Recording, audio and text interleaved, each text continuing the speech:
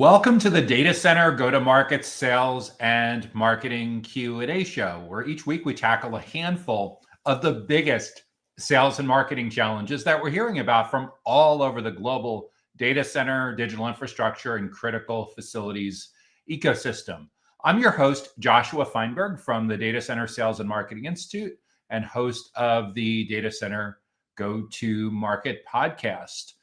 This live show is for you regardless of what your company does within the data center industry. Perhaps you work for a data center operator, such as a colocation or hyperscale, edge, modular, wholesale data center provider, or maybe you do something related to data center technology or data center facilities, or perhaps you're part of data center construction, real estate, and investment, or maybe you and your team are part of the vibrant outsourced sales and marketing ecosystem. And regardless of what you do on the go-to-market team, maybe you work in some facet of sales, like as an account executive, an AE, or an SDR, or sales development or business development rep, or maybe you're in post-sales, like as an account manager in client success or solutions engineering or something like that. Or perhaps you're in some facet of marketing, field or event marketing, content, social media, demand generation, paid product marketing or product management or innovation, responsible for bringing all the new great stuff to market, from staying super close to your prospects and customers and partners. Or perhaps you're in a indirect business role. In addition to having a direct sales team, perhaps you have an indirect model as well, where you are working on channel partnerships, maybe with integrators or VARs or consultancies or agents or whatever is relevant for your particular business model. Or perhaps you are the executive sponsor, the orchestra conductor, the leader who goes out into the marketplace and recruits the best and brightest to give you and your team and your company the best platform for success in and around the data centers, critical facilities, and digital infrastructure. If this is the first time that you're joining us for Data Center Go-to-Market Sales and Marketing Q&A, welcome. We're thrilled to have you with us. Let us know in the comments what you do, what your company does within the data center industry. If you've been with us before, welcome back. We're thrilled to have you with us as well. If you want to make sure that you get a heads up, that you get notified about educational events and resources just like this, be sure to subscribe to the Data Center Sales and Marketing newsletter that comes to your email inbox on Sundays. You can subscribe for free directly on our website at www.dcsmi.com. So what is on the agenda today? What are the 6 big topics, the 6 big questions that we're going to explore? First, we're going to look at how a new AI data center builder and operator can improve its sales. After that, we'll look at how to improve data center heat reuse positioning and sales. Next, we'll turn our attention to how to market and sell data center technologies that improve efficiency and speed. That'll put us just about at the halfway point for this week's show. We'll take a real quick break for a message from our sponsor. And in the second half of this week's Data Center Go-to-Market Sales and Marketing Q&A show, we'll talk about how a data center engineering, procurement, and construction EPC firm can efficiently generate leads, how a data center sales director can build an effective professional network. And as we head down the home stretch, as we get ready to land the plane on this week's show, we'll talk about how a colocation, cloud, and connectivity provider can achieve its revenue growth goals. If you have an idea for a topic or a question or a challenge that you're currently facing in your business that you think would be a great topic for us to address in an upcoming show, be sure to leave that in the comments wherever you're watching, and we'll add that to the consideration queue for an upcoming episode. So let's jump right into this week's first question, which is, how can a new AI data center builder and operator improve its sales? So your company is a new AI data center builder, construction company, development company, and operator, and you're looking to improve your sales. That is a fantastic question. Usually the best place to start is to get a lot of clarity on what your planned addressable market is and what your SWOT analysis, your strength, weaknesses, opportunities, and threats look like in your local marketplace, and who you believe your ideal clients are going to be. And usually the answer to this question comes down to looking at the founding members of your team. As a new builder and a new operator, there's a lot of questions that need to be answered. A lot of your best guesses on these questions are going to come from your founding team's experience, what they did in previous roles.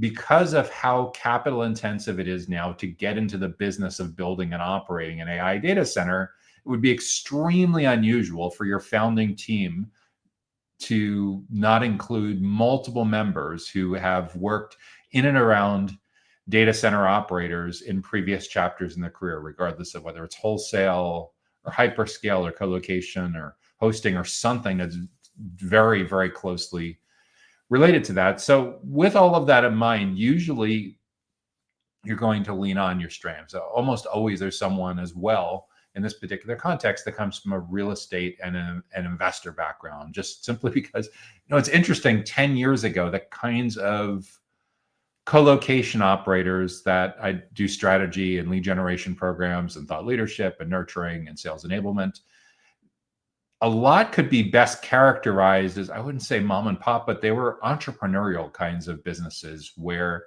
they typically were really happy being in a sweet spot where the companies were doing anywhere from 1 to 5, maybe as much as 8 or 10 million in recurring revenue, annual revenue, or your local currency equivalent.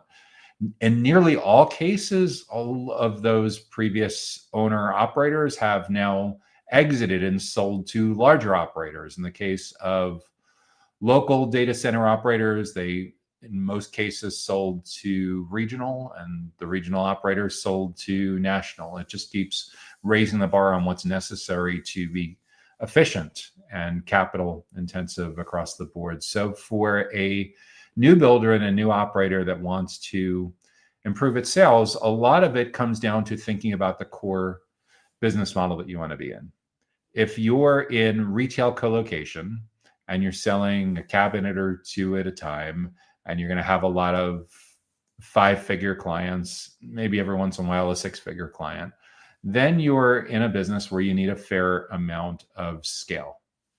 And in most cases, for this particular kind of company, for a builder and operator, if you decide that you want to primarily be like retail leaning, colocation leaning, you'll almost certainly have a mix of direct sales and channel partnerships to help you reach as many growth opportunities as possible. In the case of a hyperscale operator or a wholesale data center provider, it's quite common to outsource. One is you're looking for a big anchor tenant in most cases to take either the entire facility or one building on a campus, or just a huge part of that overall investment, what a lot of people would call an anchor tenant. And when it comes to anchor tenant, just using the word tenant in general, leans heavily towards thinking about having a real estate partner, as opposed to thinking about prospects and future clients and demand generation and lead nurturing and running a sales process. The challenge with retail co-location, as well as especially for new operators that are getting up and running, one of the biggest challenges that a lot of sales teams run into is they'll generate a lot of prospects, generate a lot of leads, and they inevitably run up against that this person loves what we're doing, but there's 18 months or 24 months left on a 36-month contract, and that's a pretty long sales cycle. That's part of the reason why a lot of retail co-location operators love the idea of channel partners, because they're only going to pay the VARs, the value-added resellers, the network integrators, the managed service providers when a deal actually closes and revenue is generated, as opposed to having to pay a base salary and paying for IT and SaaS and MarTech and healthcare and professional development and everything else that goes into building an internal sales team. So that's part of it, is figuring out, do you want to be in more of a lower value, lower ticket, higher volume type of business like co-location, or you're looking to be more hyperscale, more wholesale? That's the first big question. And the second question is, when it comes to improving sales, do you want to focus primarily your efforts early on selling clients in your local community, or do you want to set up a digital demand generation platform so that you're able to sell clients who want in on your region, who want in on your location, that aren't necessarily located nearby? What I typically see with most small and new data center operators, like in this case, a builder or an operator, is usually the back of the napkin, kind of the starting point, is they're thinking usually that like 80% of the revenue will likely come from clients that are nearby and 20% will come long distance. Why do you end up with long distance clients? Typically, they want in on your region because of latency reasons. They want to be close to strategic clients or partners, or some other reason where distance sensitivity is a really big deal. In the world we live in now, where geopolitical considerations are definitely reaching digital infrastructure due diligence and thinking about where your assets go, there's definitely some governance issues where people specifically want to have their infrastructure sitting in a certain location because it's within a certain national boundary. So, and then of course, there's also a lot of cost of power benefits that come up, and who has power. If you're building and you're operating, hopefully you're at the stage where you've already vetted that there is power and there is cost-effective power in your particular area, either by grid, or you're looking at some form of alternate energy, whether it's natural gas turbine generators, whether it's all diesel, whether it's hydrogen fuel cells, whether it's probably a little early to be talking about a lot of builders and operators considering small modular reactors, considering nuclear. But I think we're probably no more than 3 to 5 years away from that starting to entering the more mainstream conversation on alternate energy for getting a new data center project up and off the ground. But for improving your improving sales for building and operating, almost certainly, in the same way that your founding team includes deep expertise on the IT side and on the facilities side and on the construction and on the real estate side, it's super, super common for your founding sales leader, whether you call it a sales director, a VP of sales, a chief revenue officer, chief commercial officer. And again, the C levels will largely depend on your capital structure as well. Usually your board or your investors are going to want a certain say in how you figure all of that out. But in most cases, you're looking for talent that has done this multiple times already. The challenge is across the board is finding the talent that has done this multiple times at your stage. It's very, very different to be the first sales hire for a brand new data center builder and operator that has basically no brand of its own except for the founder's individual's brands.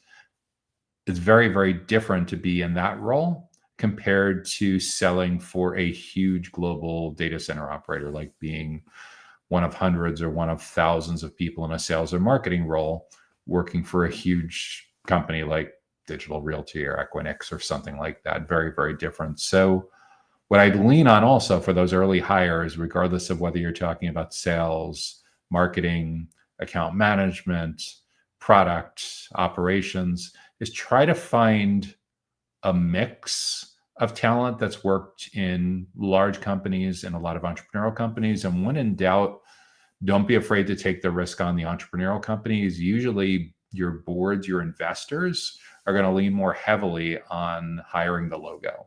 Why do they hire the logo? Because it feels good to put a logo on your homepage about the fancy brand name, well-known clients that you have. And usually when it comes to evaluating CVs, when it comes to evaluating resumes and LinkedIn profiles, our tendency is to default to that same shortcut.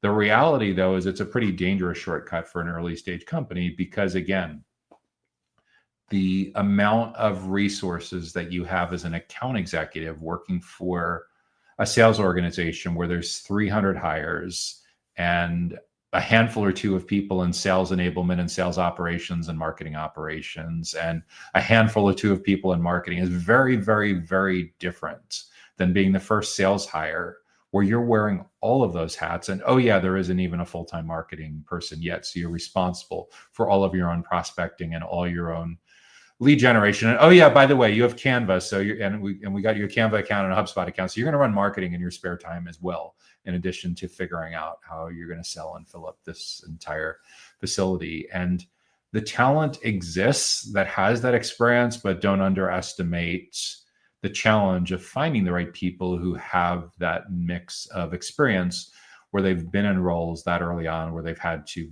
literally wear 8, 10, 12 different hats at any given time. Not to mention that even if your company has a technical co-founder that's basically also serving as the first chief product officer, head of product, your salesperson early on, because they're on the front lines, is in a phenomenally powerful position to listen for cues for what should go on the roadmap next that's preventing a deal from getting over the finish line, but could get over the finish line if your company invested in a certain kind of credential or a certain kind of feature set or something that was in high demand with some of the early prospects, the early future clients that they're spending a lot of time with.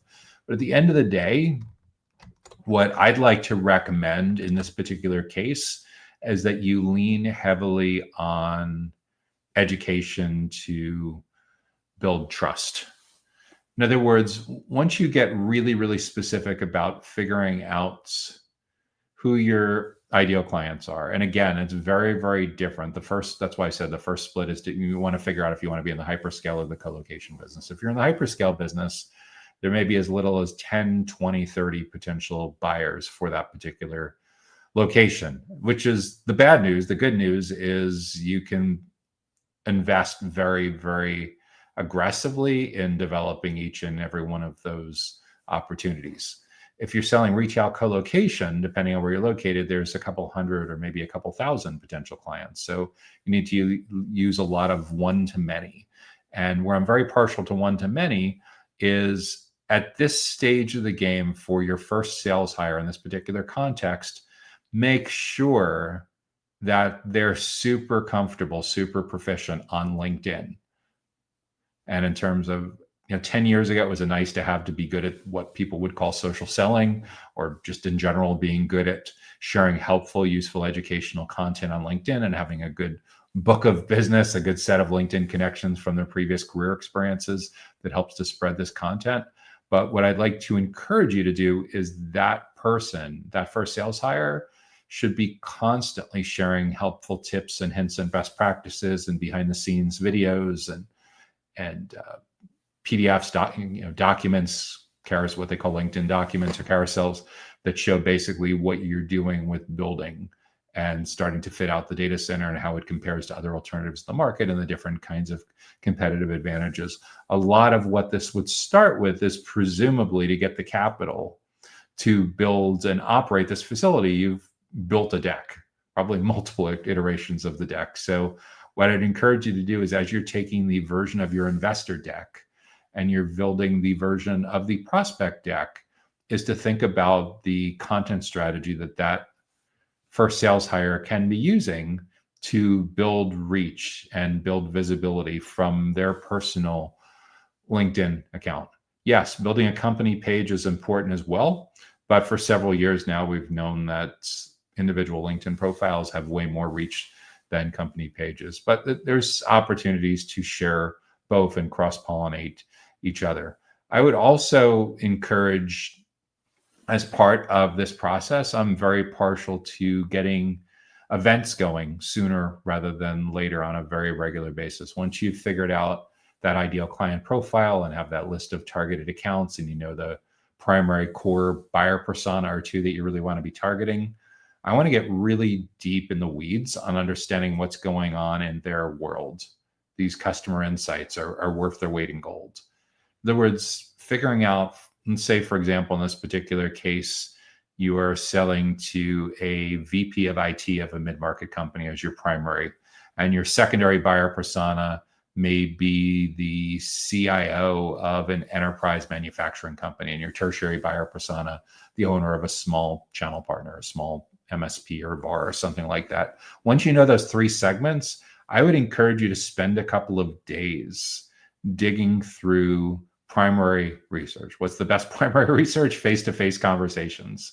Second best would be video calls, Zoom calls. After that, at the minimum, surveys, at the minimum, studying a stack of their LinkedIn profiles. What's super important in those 2 or 3 segments is to get consensus on their handful of biggest goals that they're working on individually, as a team, as a company, at the intersection of digital infrastructure, specifically around concerns that are directly and indirectly related to AI data centers and where they choose to place their digital infrastructure. In addition to these goals, I also want to know what's driving them nuts, what their biggest struggles and what their biggest challenges are. So we'll end up with 10 or 12 topics for each of these 3 segments: for the VP of IT, for the CIO of the mid-market, of the CIO of the manufacturing company, and the owner of the channel partner, whatever those 3 segments are for you. We're looking for those 10 or 12 topics. Roughly half are goals that they're working on, things that show up in job descriptions and LinkedIn about summaries, and the other part is what's totally driving them nuts, what's causing them to lose sleep, what's causing interrupted vacations, messed up work-life balance, really, really stressing them out at the intersection of digital infrastructure. So for each of those segments, once you know the most commonly heard and the second most commonly heard, one that should give a lot of priority around how you develop your website copywriting. In other words, if you're putting together a website page for each of these 3 segments, as best practices in most cases, the biggest goals, these biggest challenges, are typically going to play a very big role in the copywriting and the headline on those particular website pages. And along the same lines, those 10 or 12 topics should be all over the bullet points in that website copywriting. And your lead generation offers, your downloadable ebook, your downloadable planning guide, your downloadable special report for each of those segments, heavily infused with what you learned from that buyer persona research. And your event strategy, your educational event strategy, should take into account big time what you learned from those 10 or 12 topics, those 5 or 6 big goals and those 5 or 6 big challenges. And for these high value segments, especially higher value parts of standing up a business like this, every single month, like clockwork, run an educational event on one of those 12 topics. So you have 10 or 12 topics, you have 10 or 12 months. Every single month for the next 10 or 12 months, run an educational event. If most of your prospects, most of your future clients, most of your channel partners for your AI data center are located long distance, then these events naturally should be a webinar. Record all of those. There's always going to be a lot more people that intended to attend but weren't able to, or they'll say like, gee, I really wanted my boss, I really wanted my NOC manager, I wanted my CISO, my cybersecurity expert to attend. So it's great to have the slides and the recordings available so they can forward those around. If you have the luxury of most of your clients being located in relatively close proximity to where you're planning on building this facility, then these should be in person. The challenge is when you have a brand new facility that you're constructing, you probably don't have the luxury of having your conference room or classroom in that particular facility built yet. So what I'd encourage you to do is look around in the immediate area within a 1, 2, 3 mile radius, 5-10 minute radius of where your data center is going to be, and find a conference room or classroom that you can cost effectively rent out for an hour or two once a month, potentially a couple times a month. If you decide that each of these segments are valuable enough that you want to hit each of these 3 segments once a month, then you're talking about doing a breakfast seminar or a lunch and learn or something like that for an hour and a half or 2 hours, the first Wednesday, the second Wednesday, the third Wednesday, and rotating around your 3 different segments. Over time, you'll figure out what's the best day of the week. You'll figure out what's the best time of the day. You can certainly poll people. You can ask about that as you're interviewing people. If you were to come to an educational event like this, what would be the best day of the week? What would be the best time of the day? By the way, also, when I mentioned in passing that if you have the luxury of this being an existing facility to host this in your classroom or conference room, since you're at the stage where you're likely talking about blueprints as a new AI data center builder and operator, one of the best things that you can possibly do for your sales leader, for your sales team, for your marketing team, is to make sure to carve out roughly 1,000 square feet in that facility for a really nice classroom, for a really nice conference room, for a really nice area where you can have events on a very, very regular basis. Because once you get up and running, I already pretty quickly got dibs on 3 half days a week right there. But what usually ends up happening, if you really want to get good value, with dozens of great people coming in and out of your facility and some of them wanting tours and becoming prospects, it's super common to find data center builders, data center operators to allow user group meetings, to invite user groups and meetups and things like that to happen in that space in your facility. Because what's more awesome than the local Microsoft Azure or Google Cloud or Cisco or Red Hat or Proxmox, whatever it is, to have a local meetup in your meeting room, in your conference room, quarterly, monthly, whatever it is. And if you really want to score extra points, be the sponsor of it. The interesting part is a lot of times when people give me objections for why they can't do this stuff, I talk about what they're currently doing. And we go through and we discover that 25 to 30 times a year, they're flying across the country, potentially flying to another part of the world to have a booth at a national or global data center conference at tremendous, tremendous expense. Even attending, even 1 or 2 people from your team attending a conference that requires out-of-town flights and hotel and travel and entertainment and everything like that is at minimum of 5 or 10,000 or your local currency equivalent. The only way you get off for less is if they're going to single-day local events, which there are some of them, and they're usually a smaller audience. They can be okay, but if you're already doing national or global, you may be spending anywhere from 5 or 10,000 up to, if you have a booth or you're sponsoring that event, $50,000, $100,000 or more into that event. The interesting part with hosting very focused educational events specifically for your ideal client profile that are very, very laser focused on the perfect people from the perfect accounts and the perfect context, where they see you as an expert, where they see you as an educator, a trusted advisor, a consultant. The interesting part is when you're hosting your own events, compared to the cost of national conferences, it's virtually nothing. What I mean by virtually nothing? Well, you already have the real estate, right? You're just signing up to reserve your conference room or your classroom from 8:30 to 10 a.m. or 8:30 to 11 or whatever it is, or 11 to 1 if it's a lunch and learn or something like that, once a month, twice a month, 3 times a month. Maybe you have some wonky internal chargeback system that requires that there's a little bit of soft cost, but usually it's very close to zero. More than likely, I sure hope you have a CRM system, a customer relationship management system, and an email marketing program to stay in touch with your prospects and clients. So those are all sunk costs. Those basically cost free. When it comes to putting together a 30 or 45 minutes educational presentation with a subject matter expert in your company, again, we're just talking about time. Sometimes you need a little bit of executive sponsorship motivation for that person to want to participate and share their best practices and great institutional knowledge with prospects and clients. That's an alignment, executive sponsorship kind of problem. So when it comes to your out-of-pocket costs, when you're inviting 15, 20 people to come to a breakfast seminar or 20, 30 people to come to a lunch and learn event, when you're hosting it in your own facility, your cost is almost nothing. What are you talking about? Bringing in like bagels and fruit, pastry and coffee in the morning, or bringing in like some pizza or salads or sandwiches or something for lunch. It's a few $100s or your local currency equivalent. There's no $8 cups of coffee in the hotel or $12 cups of coffee in the convention center. None of that. It costs very, very little. So your excuse for not going all in on this is usually just a matter of prioritization and making this something on the front burner. And because it costs so little, this is the reason why you can and likely want to be running these on a very regular basis, because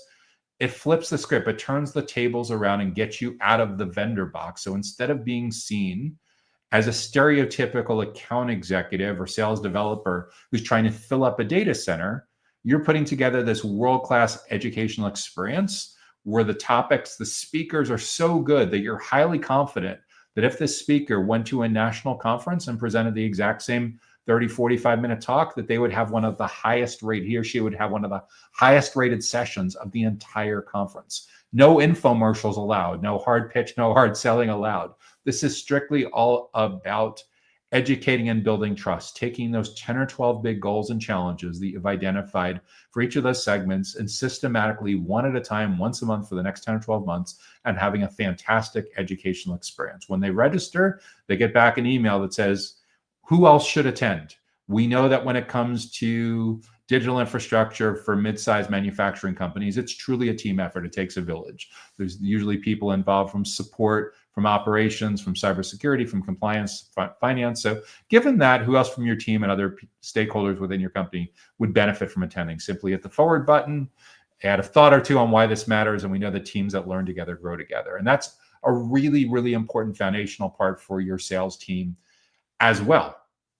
Is when you start to see multiple people from the same company registering and learning together, you're proactively driving alignments in the formative stages of the journey, in the early and the middle stages of the journey, where you have a real opportunity to shape the criteria that they use to evaluate other competitive options. And you'll know this is working because each time when they get to part 2, part 3, part 4 in the series, you start to notice from the same companies, you have more and more people from the same companies attending.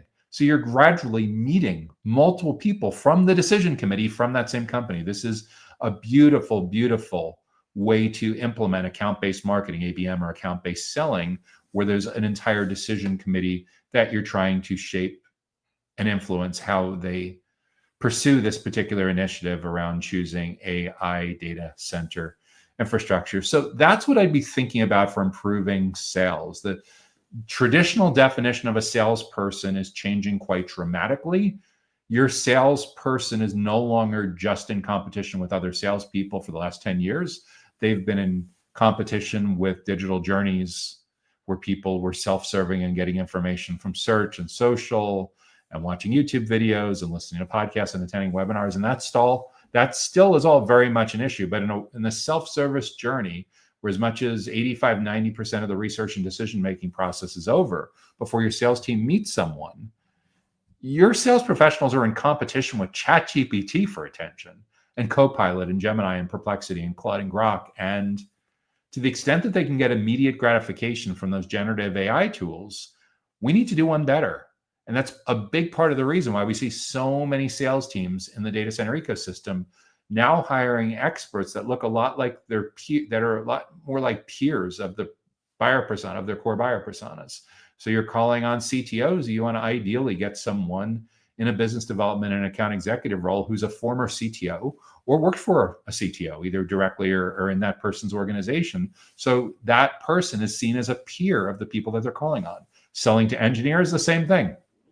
Be fantastic to have that person as an account executive, sales developer, business developer come from an engineering background because they know the issues, they know the language, they know the ecosystem. They're probably bringing a nice, impressive book of business, list of industry contacts along with them from their previous jobs, from their previous coworkers over the years. So that's how you get your sales team out of the vendor box and to be seen more like a teacher, a consultant, a trusted advisor, a subject matter expert. Does that mean that everyone that you hire needs to be able to be the primary subject matter expert who's doing all this teaching? In a perfect world, it'd be nice if they can do some of it, but more than likely, even in a relatively small early stage company, there should be multiple people on your team who'd be in a position to share some expertise that would be interesting to your core prioritized buyer personas. So this is, again, a matter of studying their goals and challenges that you surface through your customer insight research as you build out the buyer personas, and then looking at your team's LinkedIn profiles and starting to match up and say like, oh, they're really interested in cybersecurity. Our CTO is a they're certified in this. They've had direct responsibility for this over the years. Let me match that up. Oh, our head of engineering, they're really into liquid cooling. They're looking into direct to chip and the differences between hot dial, cold dial. They've done all that in their career. It'd be fantastic when we bring in engineering audiences to talk about that. Oh, our secondary persona, we're manufacturing. Oh, we actually have our NOC manager. 2 jobs ago, it was 8 or 10 years ago, but they actually spent a few years running an IT organization for a small manufacturing firm. Bingo. So this is the connecting of the dots that makes for having a world-class educational program. And if you exhaust your internal subject matter experts, go to your channel partners, go to your consultants, go to your vendors and see how you can plug the gap with all of that. From a sales perspective, your sales professional don't necessarily need to be the primary teacher. They could be the tour guide, the concierge, the host, the moderator that brings all of this together. But make no mistake, the way to get a foot in the door in that first 83% of the sales, very, very sales allergic buyer's journey is to change things around so you're part of their professional development and learning and development. And the sooner you do that, the more successful your sales team is going to be. So that's what I'd be thinking about for developing a sales strategy, running a sales playbook for improving sales for a new AI data center builder and AI data center operator. If you're getting good value so far from this week's Data Center Go-to-Market Sales and Marketing Q&A show, make sure that you help spread the word, help share the love by hitting the like button on whatever platform you're watching on. If you're listening and you have the opportunity to rate and review that, we'd love to get your review as well. And if you have an idea for a topic or a question or a challenge that you'd like to see us address in an upcoming show, be sure to drop that in the comments and we'll add that to the consideration queue. So what's up next?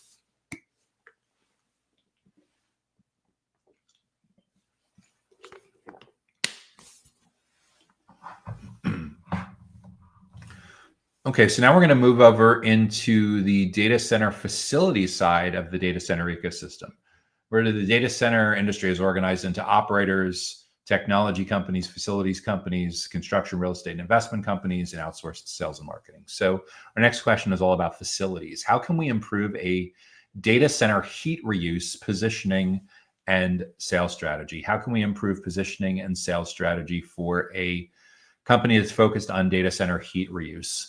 So most of the companies that are early on in evangelizing and developing and promoting data center heat reuse have a couple of things in common. In most cases, they're data center operators that have decided not to brand themselves as data center operators because their sustainability mission is so radically different than how traditional data center operators present. Second, the companies that are all in on heat reuse, on waste heat reuse, tend to be located in regions of the world where there are sustainability directives, where there's government regulation that's encouraging either by carrot or by stick for more widespread adoption of taking some of the heat that's generated from the data centers and figuring out how to funnel that back into something else that benefits the community. And most of the early use cases for heat reuse, the excess heat is being used to heat water. In the case of heating swimming pools and community pools and health clubs and similar facilities like that. And I've had on the Data Center Go-to-Market podcast, I've interviewed two members of the founding team, the CEO and the CMO of Deep Green in the UK, who's doing really, really innovative best practices, building the global playbook on how to build a sustainable business where the data center operator is partnering with community organizations that have a use case for heating these community pools, and might be seen as a little bit of a luxury, but there's a lot of research on people that use these community pools having much better health outcomes, safety outcomes, whole bunch of social good things tied to getting more people swimming year round, where depending on where you're located, it may be completely impractical to swim in a swimming pool for most of the year if you live in a colder climate. Another interesting use case on heat reuse, also with hot water, is hot showers. So, or just heat in general in a building that's located adjacent. So far, most of these use cases around waste heat reuse for data center operators require that the building that's going to benefit from the excess heat be located right next door, be located adjacent to the data center facility. So this is the argument for decentralization of data centers, having the data centers be located as close as possible to where there's a need and interest in being able to offload that heat and use it for another purpose. So there's this grid. A lot of it too is in a lot of cities, there are centralized grids that run heat during the year, as opposed to one-off signing up for a utility company and being on your own for heat. So in a lot of cases, they're partnering with the utilities to be able to take that particular heat reuse. Another interesting use case that we're seeing a little bit more in Scandinavia, in particular in Sweden, is the idea of a greenhouse, agricultural use, right next to a data center. So if you think about like in Scandinavia and Sweden, where the winters can be kind of cold, right? And you want to be able to grow certain fruits and vegetables year round in a greenhouse. If the greenhouse is located right next to a data center, you can essentially heat the greenhouse all the months where heat is needed, which would be a significant part of the year, from the excess heat that's coming off of the data center. And I've had a couple of interesting guests on the data center go-to-market podcast as well from Sweden that are doing exactly that. Scandinavian data center, Svante Horn, T-Loop, Cecilia Yertzel, and more on the research side on establishing standards both for Sweden and on a global basis, John Summers from RISE, the Research Institute of Sweden. So what's core with all of this to recognize is this is concentrated so far in 2 countries within Europe. Actually, I had someone from Norway as well. It was a similar kind of approach. We've heard of some projects like this happening in Singapore, and there's some very, very early conversations about planning these kinds of projects in a couple places in the US. I think one's San Jose, California. I think there's a small project in Atlanta, Georgia. The general consensus when I speak with people in Europe and the US about this is where it's most likely to take off is where there's district heating grids already and there's cold winter climates. In other words, far more likely that you're going to hear about the first data center heat reuse happening in Minneapolis, Minnesota, as opposed to Miami, Florida, or Boston, Massachusetts, as opposed to Southern California or something like that. So in terms of positioning and sales, like I mentioned when I first started answering this question, most of the data center operator companies that are going all in on heat reuse are nearly all of their branding on their mission and their vision and their values about sustainability and heat reuse. Second, most are also realizing that there's a unique opportunity to build something very, very different. And as a result, they're throwing away a lot of the traditional conference heavy, opposite of sustainability practice of flying to conferences and shipping truckloads of swag in and out of these and all the things that are kind of the opposite of sustainability. So in many cases, you see innovation around hosting their own events. You see innovation around hosting webcasts, podcasts, positioning, being involved in establishing the standards on a global basis. And much in the same way that the decentralized data center location requires a thoughtful process on urban planning, these are the same groups of companies that are a lot more receptive to the idea of, instead of going to a national conference where thousands of people are attending and less than 10% of the people are the right prospects, so there's 90% waste. This is the same core group that says, well, you know, of those 90% waste, of those 3,000 people that are attending, there's only 300 people that I really cared about meeting anyway. And I'm competing for attention with 50 or 75 speakers and 100 other vendors. What if I took that same list of 300 people and I tried to get those 300 people to attend a couple of webinars or attend a couple of breakfast seminars and lunch and learns with our subject matter experts over the next several months? You're a lot more targeted, a lot more focused, a lot more about value, a lot more about educating and building trust, because we're in a new category, and innovation with marketing and sales is super, super important as well. So in terms of improving that positioning and in terms of improving that sales, I think it's also very conducive to very specific kinds of channel partners. Now, a traditional data center operator would look to conventional managed service providers and integrators and value-added resellers for filling out their channel partner ranks. A company that's focused on data center heat reuse is a lot more likely to partner with companies and organizations that are focused on sustainability and decarbonization, and that are very, very tightly aligned with the value of the true differentiator in all of this, the heat reuse. And along the same lines, that will almost certainly bring a much substantial PUE improvement, a much lower cost of running that particular facility. But first and foremost, they're looking for like-minded. So the traditional sales professional that's been selling for a data center operator for years, for decades, there's a certain playbook that they've used for years, and a lot of that playbook is being called onto them out a lot less effective in a world where so much of the buyer's journey is now self-service. So the sales professionals that are surviving and thriving in that environment are looking a lot more like teachers, consultants, subject matter experts, trusted advisors, perhaps even thought leaders.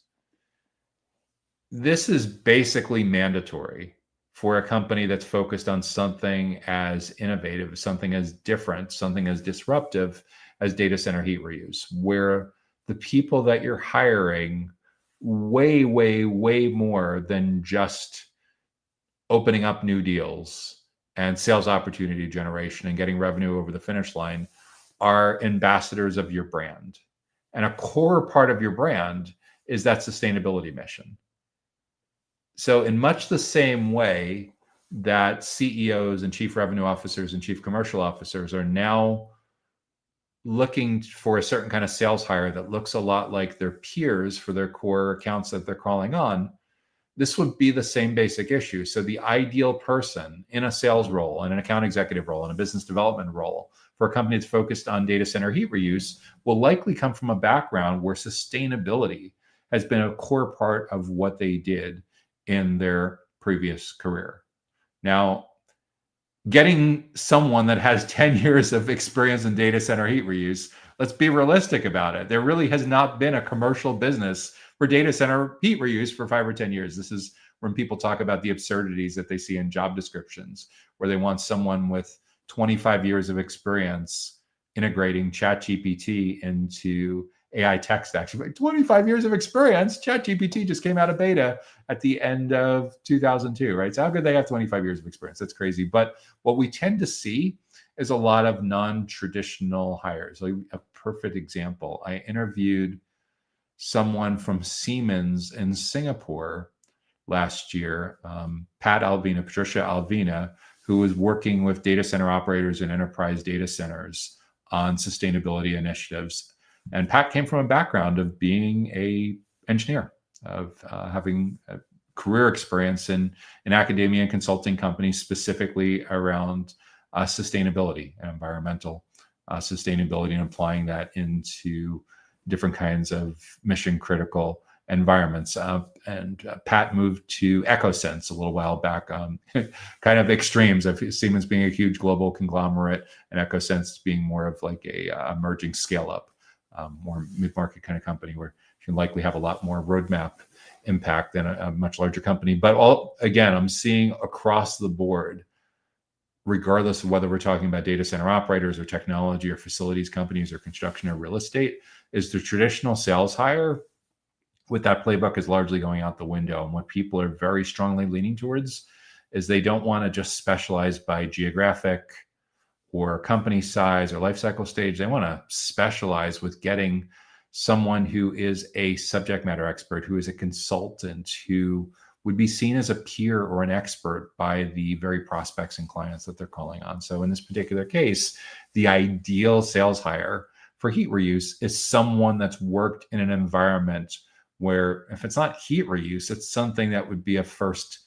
cousin of that, like energy optimization, building monitoring, building management, something around measuring and optimizing efficiency, something that's very, very closely related, where it's highly likely that people that they worked with, either as coworkers or as clients or prospects or partners or sat on boards or committees with in the past, would be either directly or indirectly related to who they're going to be working with going forward. So really, really deeply embedded in that ecosystem. So at a company level and an individual level, both at the account level and the contact level, that's what I'd be thinking about for how to improve data center heat reuse positioning and sales. is be open to the idea of a very non-traditional approach to positioning, because what you're doing is potentially so disruptive relative to traditional data center operators. And on the sales side, on the marketing side, I would lean also into the same idea of being very focused on educating and building trust and leading with that, as opposed to a traditional lead generation approach. And just like your company is essentially a data center operator with the sustainability layer born in heat reuse, it's going to have the same thing. You will essentially still need people to set up your website, optimize conversion paths, build premium content, host podcasts, host webinars, host in-person events. All of that is still necessary. But what's even more necessary is building your team with members, one, that collaborate and partner really, really well together to succeed and thrive in the self-driven journey. But second, that are very, very deeply resume attached and emotionally attached and bought into the mission of your company, and how that plays out into a very non-traditional approach to positioning what it is that they are working on with the ecosystem. So that's what I'd be thinking about for how to improve a company's approach to data center heat reuse in terms of positioning and sales strategy. Okay, what's up next?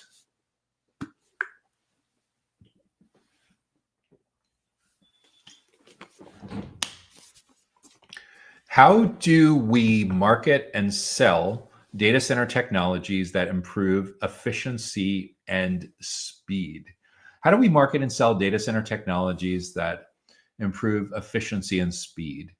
So we're now back in the technology part of the data center ecosystem, where at DCSMI, we catalog 22 different kinds of data center technology related companies: hardware, software, storage, networking, cabling and connectivity, cybersecurity. So when it comes to marketing and selling data center technologies and improving efficiency and speed, let's make sure that we're really dialed into and have a lot of clarity around our ideal client profile. And as long as your company is pretty well established and you're long past the stage where you've figured out product market fit and go to market fit, we should be able to look at your homepage and figure out essentially what your ideal client profile is. In other words, the logos, the testimonials, the case studies, the reviews. What does this tell us about the nature of your business and geographically where your ideal clients are located, how big or small their companies are, and what industries they tend to be located within? So there's certain parts of data center technology that are more conducive than others to being able to be delivered long distance without physically traveling to data center facilities. But there's a lot of parts of data center technology that are not conducive to being able to deliver, at least initially, long distance. Now, hardware still can't be shipped over fiber, right? Hardware physically needs to be shipped to the facility. Same thing for storage. Cybersecurity can be largely, there's definitely appliances, definitely some hardware that can involve in that, but a lot of the ongoing monitoring, once there's initially, can be done remotely. Data center management, data center monitoring, same part. There's different, depending on the nature of your business model and how big or small your clients are, there's some parts that are more conducive to being able to deliver over a broader geographic area than others. But either way, let's get clarity on a single one-page ICP, ideal client profile document, like where they're located, how big or small their companies are. The big or small is an interesting one as well that people don't spend enough time on in a lot of companies initially. The big or small helps to make sure that your sales teams are marketing and selling as efficiently as possible. For the minimum size, that typically lines up with like your entry-level purchase agreement, your entry-level program. So if you know, for example, that for the kind of data center technology that you market and sell, that your entry-level offering requires a $5 million entry-level point, that's going to exclude nearly all small and medium-sized businesses, right? Maybe the large part of mid-market or something like that.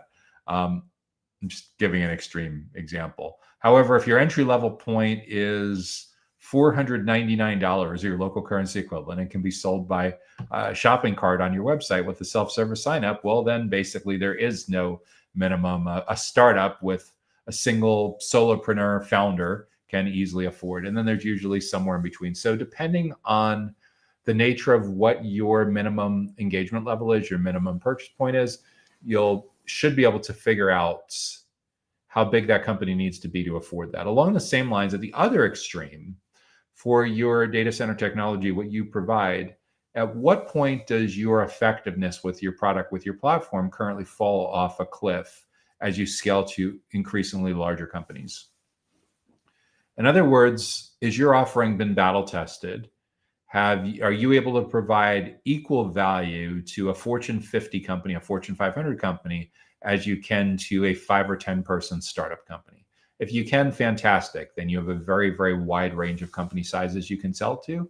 But what more than likely ends up happening, and if your company is small or mid-size, there's often prioritization or trade-offs that are thought through as you develop your product roadmap, of deciding like, hey, we're really good with small and medium-sized businesses, and in some cases mid-market, but we really haven't had much success with our platform, with our technology, in companies that are significantly bigger than 5,000 employees. Okay, well, now we're getting somewhere. So with that in mind, maybe your ideal client profile says that you want to be marketing and selling to companies that have at least 50 employees, but no more than 5,000 employees. That helps. Okay, we've narrowed down geographically where marketing and selling. We've narrowed down company size. Industry is also a pretty big deal a lot of times with data center technology. Why? Because in a lot of parts, a lot of segments, a lot of niches within data center technology, when you overlay a geographic location with a certain industry, a lot of times you end up in a situation where there's regulation. And that regulation a lot of times forces issues with accreditation and compliance and certifications. And if you have those for a particularly regulated industry, that's great. You should be explicitly noting that as something to include and focus on in your ideal client profile. If along the same lines, you know that there's something that a government account or a financial services account or a healthcare account keeps asking you for, and you're just not able to deliver it today for that kind of company, that should be noted as well as an exclusion. These inclusions and these exclusions are a really, really big deal to help you improve your efficiency and help you improve your speed, because you're getting rid of a lot of waste that comes about with marketing and selling and lead generation and nurturing and qualifying. What do I mean by this? Once you have a lot of clarity on geographically where your ideal clients are located, how big or small their companies are, the perfect industries, the train wreck industries to stay away from, that will help you to develop a website and have copywriting and top and bottom navigation and the right kind of lead generation offers that are optimized for that particular kind of person. The company size and the geographic targeting will become super relevant if you decide to, or in most cases, when you decide to, because it's a huge part of the playbook for this kind of business. And when you decide to do outbound email, outbound prospecting, outbound LinkedIn, that's super targeted on a very specific ideal client profile and a very specific prioritized buyer personas and what you've learned from the customer insight research. So yeah, geography plays a huge, huge role in that. Company size as well. And you may decide to not only segment by buyer persona, you may decide to segment by company size within that buyer persona. What do I mean by that? Well, the IT manager of a 200-person large small business that has maybe 1 or 2 employees has a very different daily routine than the VP of IT of a Fortune 1000 bank that has 300 people working in their IT organization. So think about the 3-person IT organization compared to the 300-person IT organization. Like, oh yeah, they're going to want different things, right? Absolutely. So different copywriting, it's probably a different feature set. And certainly the IT organization with 3,000 people is certainly a huge order of magnitude difference than the 3-person IT department. So you may decide to even segment by not only by buyer persona, but by company size for more efficiency and speed. But all of this Once you have clarity on that ideal client profile, that should help you to build out your target account list of the perfect ideal companies that you'd love to have as a future client in your company a couple months out from now, 6 months to a year out from now, whatever your sales cycle is, and to directionally focus everything that you're doing with your marketing and your lead generation and sales enablement, sales strategy going forward. And so instead of trying to boil the ocean, you're what people would say like spearfishing. You're going after very, very specific 100 accounts, 500 accounts, 1,000 accounts, whatever makes the most sense for your unit economics and your coverage and your territories with what you're doing with your sales hiring. But at the end of the day, I'm very, very partial for data center technologies to figure that out. And even when it comes to industries, I'd also like you to think through if you're selling primarily to data center operators or enterprises that have their own data centers. Because an enterprise that has their own data centers may look at your category very different than a data center operator that has hundreds of different companies that they're responsible for. Along the same lines, a co-location operator with hundreds of different companies that they're responsible for may make very different decisions in your category compared to a hyperscale data center operator that has one huge anchor tenant or 2 or 3 huge clients or something like that they're responsible for across their location portfolio. So all of these considerations come into account in a big time way. But once you have that figured out, we live in a world now where most IT buyers, most engineering buyers don't want to spend a lot of time with salespeople anymore. It used to be 10 years ago that they would get about halfway through their research and decision-making process and they'd say like, okay, yeah, now I'm ready to talk to sales. I'll schedule a free needs assessment, a consultation. I'll come in and I'll take the tour. 10 years ago, CEB, the corporate executive board that's now owned by Gartner, did some really important research with Salesforce and SiriusDecisions. And at the time, they found that typically 56, 57% of a journey was over before vendor contact or sales contact. That wasn't too bad. Your prospects and clients would be doing tons of research on search engines and asking questions on social media, watching YouTube videos, listening to podcasts, attending webinars. They'd get 56, 57% of the way there. And they'd be like, okay, I've taken this as far as I can. Now I'm ready to talk to someone from your sales team. You didn't realize how easy you had it at the time, but that's now very much a point of nostalgia in the rearview mirror. The 56, 57% number has jumped all the way to 83%. Gartner is now finding most of the journey is happening without you in the room, 83% of the way done before you get to meet a prospect or client. And that's a huge, huge deal because even if you do everything perfectly, you're only in there for the final 17%. That doesn't give you much time to shape the criteria that they use in your category. Imagine you're the general manager of a sports team and for whatever reason, you're not allowed in the arena. You're not allowed on the field. You're not allowed in the stadium until the game is 83% of the way over. So for baseball, what would that be? You'd be into the 7th inning already before your team is allowed to take the field.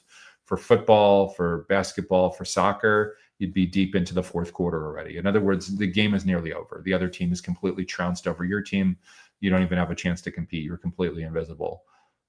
That's what the self journey looks like. And it's a huge, huge challenge for a lot of companies that are running a very traditional playbook. But it's also a big opportunity for you if you can get your mind around what your prospects and clients are really craving. Because even though they're incredibly sales allergic, they'd much prefer to spend time talking with Gemini and ChatGPT and Copilot as opposed to a member of your sales team. The one thing they still crave is professional development and learning development. They still need to keep their skills sharp. So to the extent that you can become a part of your prospects and clients' professional development and learning and development, you'll get to spend a significant amount of that first 83% with them. The challenge for a lot of very traditional old school companies in this space is they can't get their mind around the fact that the world has changed. They understand that the world has changed and AI is now a big deal.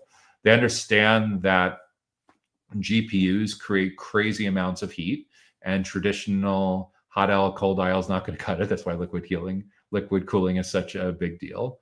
They understand the power requirements are just off the charts. They understand all of that. But when it comes to being self-aware about what your prospects and clients want from your company, it's complete burying the head in the sand, which is an enormous, enormous problem because your prospects and clients just don't want to spend a lot of time with salespeople anymore. There's so many much more efficient, much more pleasant ways for them to get access to that information, but they still need to learn.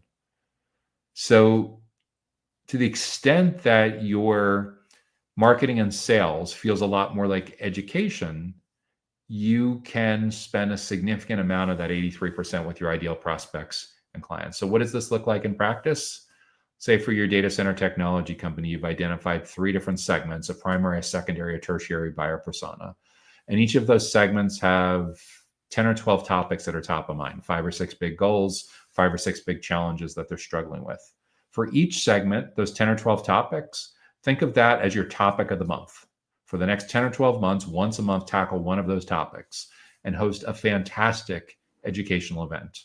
For a data center technology company, it's very possible that most of your prospects are long distance. So that educational event may likely be a webinar. Of course, record the webinar for the 50, 60% of the people that wanted to be there but weren't able to, or that want to share the recording and the slides with their coworkers. If you have the luxury of a significant amount of your prospects and clients being located near where you have an office or showroom location or factory location or something like that, where you have a nice classroom or conference room, host these webinars in person. Call it a breakfast seminar, call it a lunch and learn or something similar to that. But the idea is that we are turning completely on its head the idea of vanity metrics and chasing after these really expensive national conferences where, yes, there's 3,000 people, but yes, only 2% of those 3,000 people, only 60 of those 3,000 people are the right people. Well, what if we really want to spend 45 minutes with those 60 people and we want it to happen early and often throughout the full journey? It's a much, much, much more cost-effective and efficient way to do this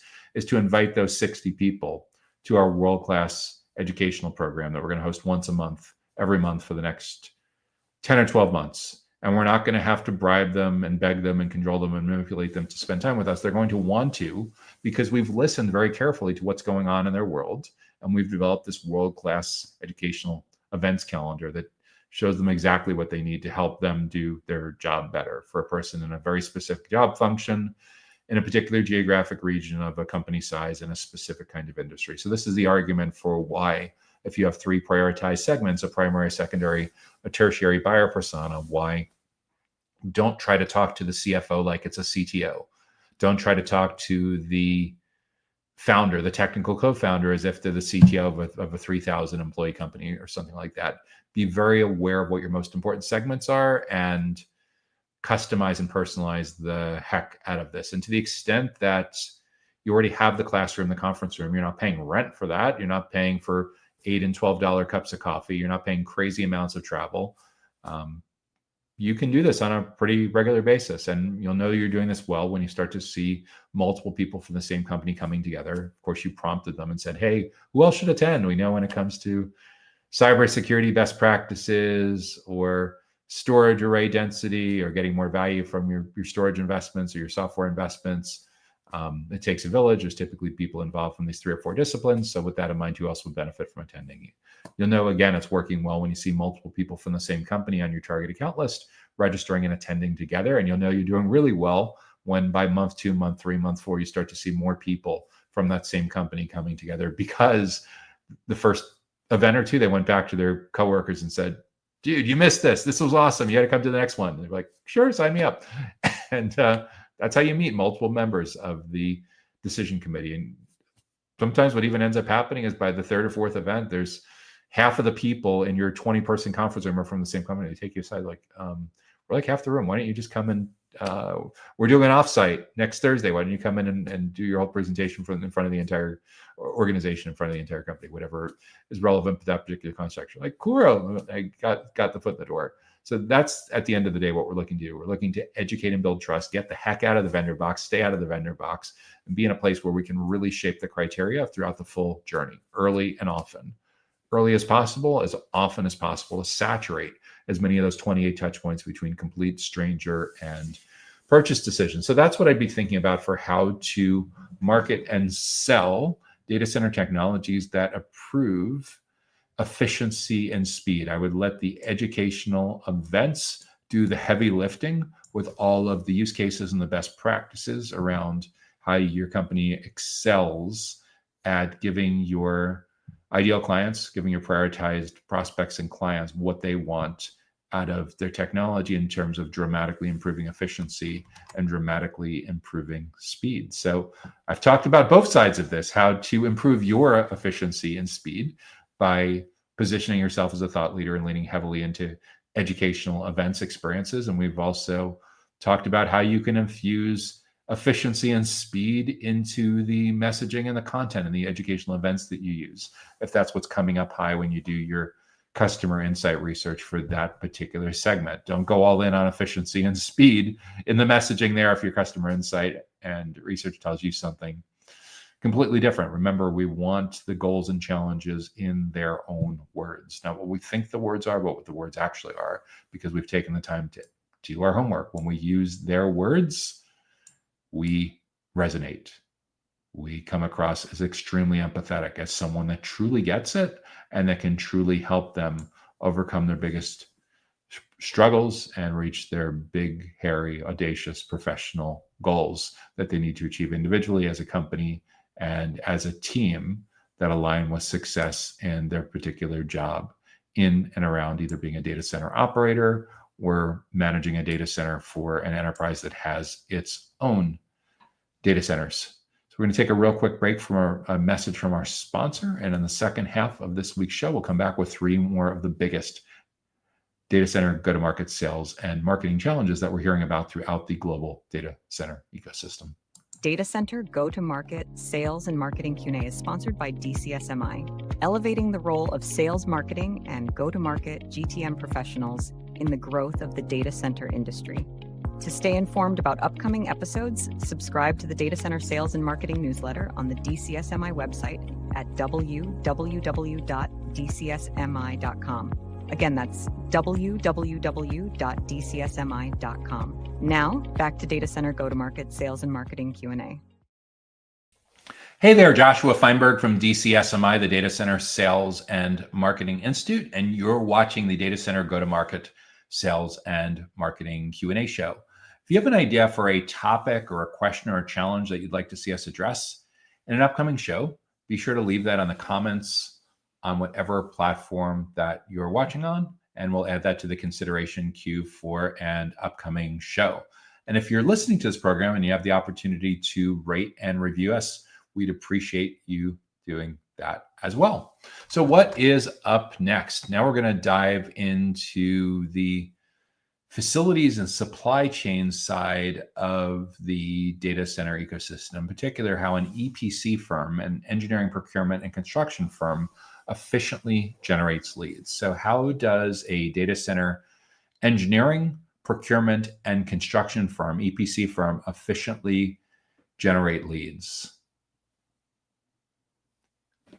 So the first place to recognize is that typically the companies that hire EPC firms are not small.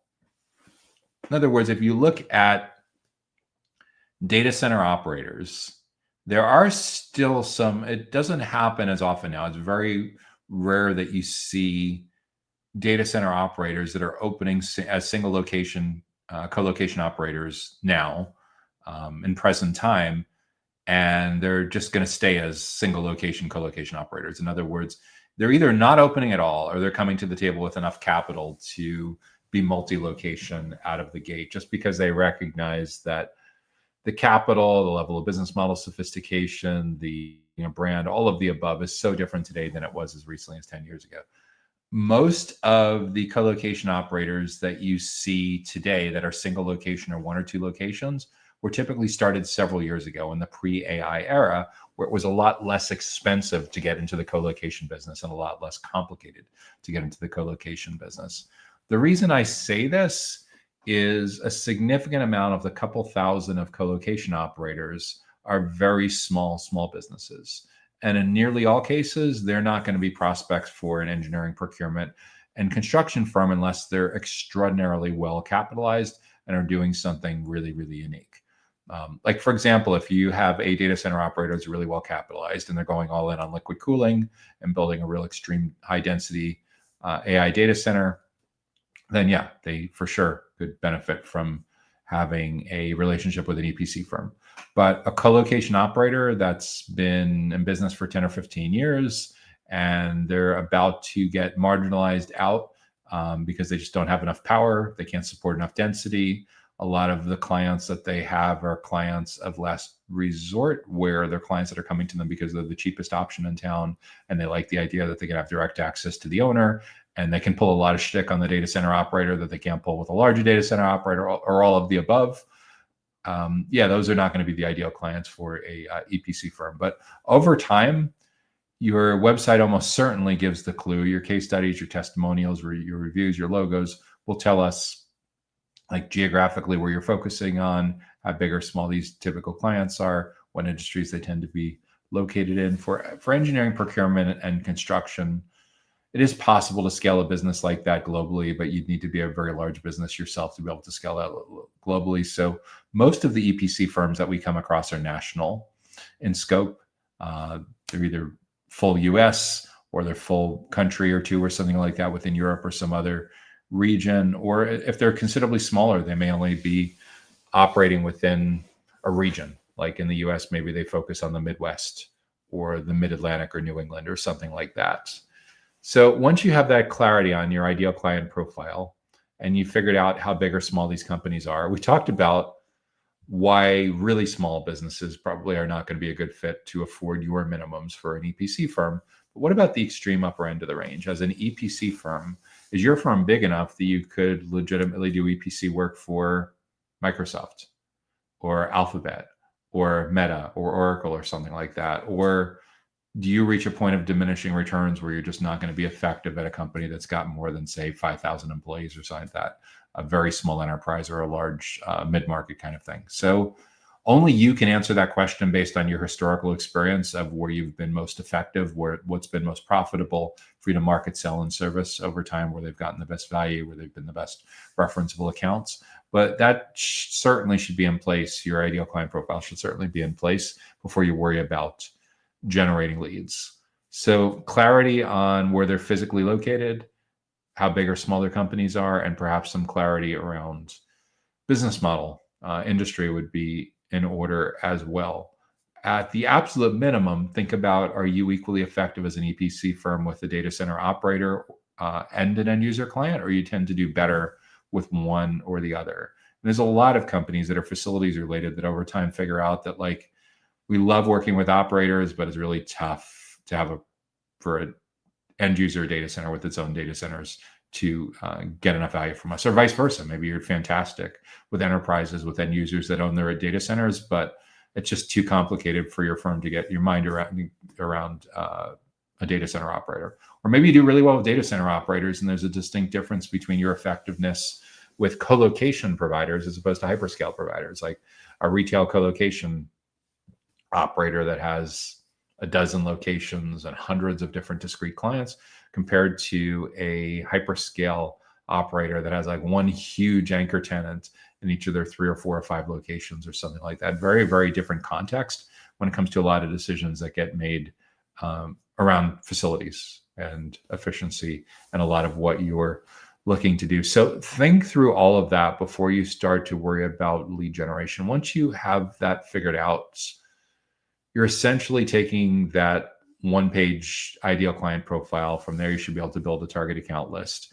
If you're skewing towards really large companies, just enterprises with their own data centers, just hyperscale operators, then yeah, you're going to have a shorter target account list, fewer potential clients that you could potentially market and sell to or generate leads from. If you're selling to like high volume data center operators, like a retail co-location provider that has hundreds of different clients across several different locations, then yeah, that's that you need to think about as well. And then within those accounts, who are the key people and what do they care about? What's top of mind for each of them? Figuring out what's top of mind for each of them, getting those customer insights together, is a huge part of your positioning. It's a huge part of your go-to-market strategy. It's a huge part of what the decisions that you make on what goes in your website copywriting, what should be emphasized on your website versus de-emphasized. And it definitely makes a big difference with how you think about your lead generation strategy. Big caveat with all of this is, even among data center facilities related professionals, even among selling to engineers, selling to procurement officers, selling to construction folks like data center developers and larger companies. Even among those folks, there's a very strong bias now towards wanting to self-serve, wanting to be as much in the driver's seat as possible in your category. Meaning that like 10 years ago, it was very common to find like an engineer, a procurement manager, a construction manager in this kind of context. They would do a significant amount of research on their own. They would get about halfway done and they'd be ready to talk to you. 10 years ago, CEB, the corporate executive board, found that roughly half of the journey was over before vendor contact, 56, 57%, which wasn't too bad. But add 10 years of digital transformation to all of this, millions of baby boomers retiring, a lot more Gen Z, a lot more millennials in decision-making roles, tens of millions of people getting used to working from home at the beginning of the 2020s. And that 56, 57% number has jumped to like 83% and continues to accelerate, meaning that their journey, their research and decision-making process is so self-service now that they're almost ready to buy when you're finally looped in. What's picking up all of this gap? What's essentially the competition for attention from your perspective? Well, 10 years ago, it was like search engines, asking questions on social media, watching videos, listening to podcasts, attending webinars. Those are all still very much a thorn in your side, very much competing for attention. Search engines, not as much anymore because a lot of the traditional search is moving to generative AI apps like ChatGPT and Copilot and Perplexity, where you don't have to click on each of the 10 blue links anymore to figure out what the answer is and synthesize all this. You get instant gratification. And that instant gratification is really, really, really what you're competing against, is they're getting such amazing value. They're not being put through the ringer through your prospecting process and being forced to jump through all kinds of hoops. They're getting instant answers to exactly what they want faster than they ever could before. So in a lot of ways, you as a sales professional, as a business developer, as a founder, as an executive who's responsible for growing this kind of EPC business, you're in competition with self-service. You're in competition with these apps. So because of that, they need to get such insane amounts of value from their interactions with you that they feel like they're not talking to a salesperson anymore. They feel like they're talking to a teacher, a consultant, a subject matter expert, a trusted advisor, maybe even a thought leader. So this changes the nature of who you hire. So for an EPC firm, it's increasingly common for new hires in a sales business development role to come from these unique disciplines where they've worked in the engineering part of the data center ecosystem. They've worked on one or both sides of the procurement of supply logistics and supply chain part of the data center ecosystem. They've worked in a construction role, either for a firm like yours or on the other side for an end user, for a data center operator. And that gives that individual special superpowers to really understand what it's like to do that job, to understand all the jargon, to understand the ecosystem, to understand the different roles, to have street cred, so that when they're having meetings with prospects and clients, that prospect or client feels like they're talking to a peer, not a quota-hungry salesperson. So that changes the nature of who you hire. In terms of like lead generation, how can that person work as efficiently as possible? Well, in a world where people are so incredibly sales allergic, we want to get you out of the vendor box as quickly as possible. We don't want your sales team to be seen as an EPC vendor. We want them instead to be seen a lot more like consultants and experts and trusted advisors. And the best way to do that is for your sales and marketing folks to have world-class educational events experiences, which is a fancy way of saying educating and building trust at scale. And when I bring up the idea of hosting your own events, a lot of times people push back and say, we already go to lots of events. You do. However, it's very possible that some of the events that you're going to may be really chasing your tail. What do I mean by that? Well, when you pull up a particular conference's media kit or prospectus, and you put that on the left-hand side of the screen, and you look at their demographics, and on the right-hand side of the screen, pull up your ideal client profile and your prioritized buyer personas and compare the two. And for each conference where you're making a significant investment, I want you to go through this diligence. And I want you to figure out, is this conference a good match or is it a crappy match? A good match would be a conference where 50, 60, 70% or more of the people attending line up pretty well with your ideal client profile and your prioritized buyer personas. A crappy match would be one where like very little of that conference, maybe 10, 20, 30% of that conference is a fit, and the rest is a complete mismatch with who you want to be spending your time with. That's only part of the equation. Even if the demographics of that conference match up really well with your ideal client profile and your prioritized buyer persona, we need you or someone from your team to be educating and building trust. And at most conferences, let's say a data center conference with 2,500 attendees, there's roughly 3% of the people that are attending that get to educate and build trust. They're the speakers. So 2,500 attendees, 75 speakers, 3%. 3% of the people get to educate and build trust. Now, with most speakers, usually when you're speaking, you're bringing some coworkers along with you. So on average, they're bringing 2 coworkers along with them. Those coworkers benefit very, very directly from their bosses, from their coworkers speaking at that particular event. So when we add that up, maybe it's 225, roughly 250 people out of the 2,500 in attendance. So that's the top 10% of the conference gets to educate and build trust. Another roughly 10%, 20% of the conference is there to staff the booths. They're there to work the exhibit hall. They're the sponsors. Without the speakers, is there even a conference? They're hoping to harvest some of the goodwill that's created by the speakers.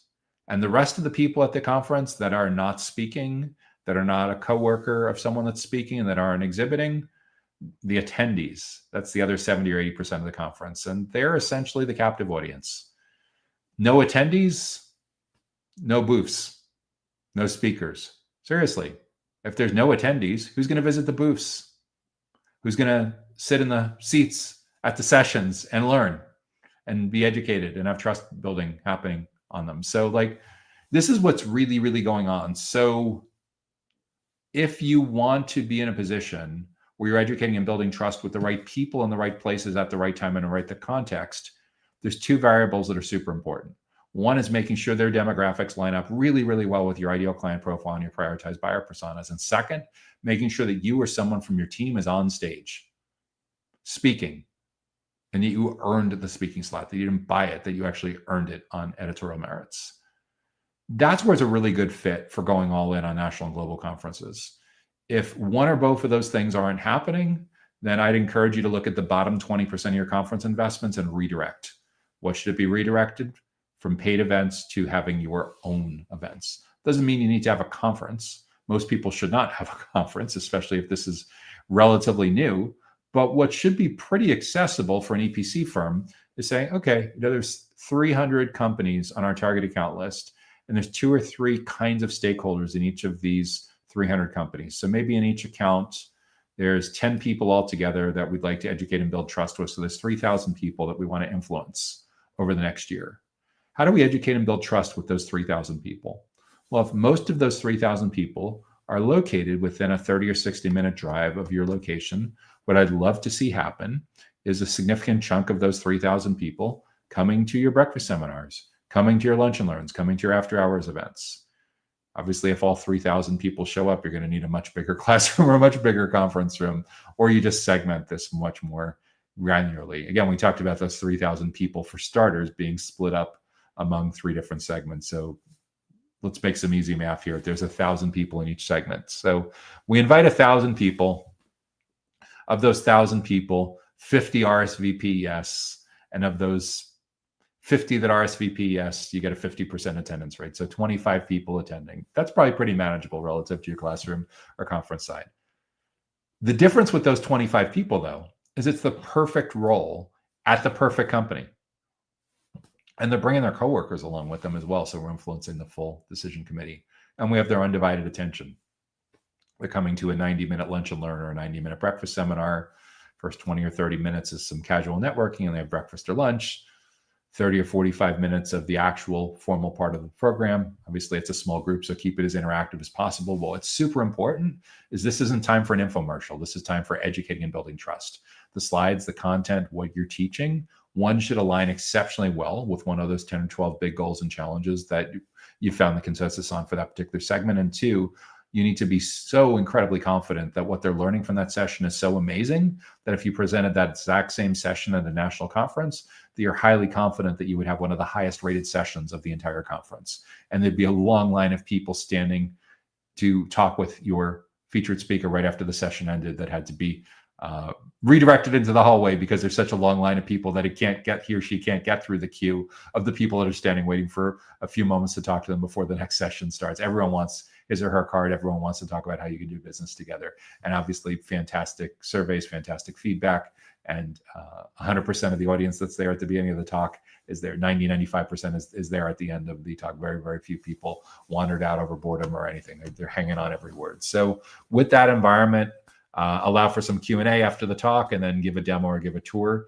to people that want to learn more about how they could potentially work with your company, and lather, rinse, and repeat.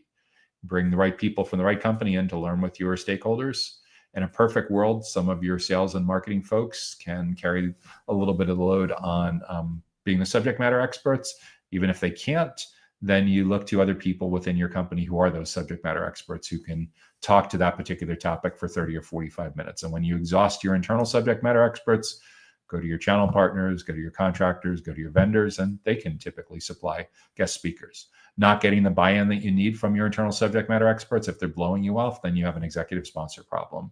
And what your executive sponsor typically needs to have a message of something along the lines of, we're tired of our salespeople getting jerked around. We're tired of the condescension. We're tired of them being ghosted. We're tired of all this nonsense. We're better than that. We have some of the smartest people on the planet when it comes to EPC, when it comes to engineering and procurement and construction. And it's time we let the industry know about that in a really, really big time way, starting with our prioritized accounts, our top 300 accounts over the next year. And we're going to invest in this great initiative. Oh, so we talked about in-person. We talked about virtual. If they're not located in a 30 or 60-minute drive, then deliver the same content over webinars. Always record, always make the slides available. Always know there's going to be multiple people from a particular company who should have been there. Whatever reason, there was a scheduling conflict, or they didn't know about it, or maybe the first time they send one person in to see if it's any good, and then like, oh yeah, then more of us will come the second time around or the third time around. And again, the great part with this is big early and often is you're proactively building consensus.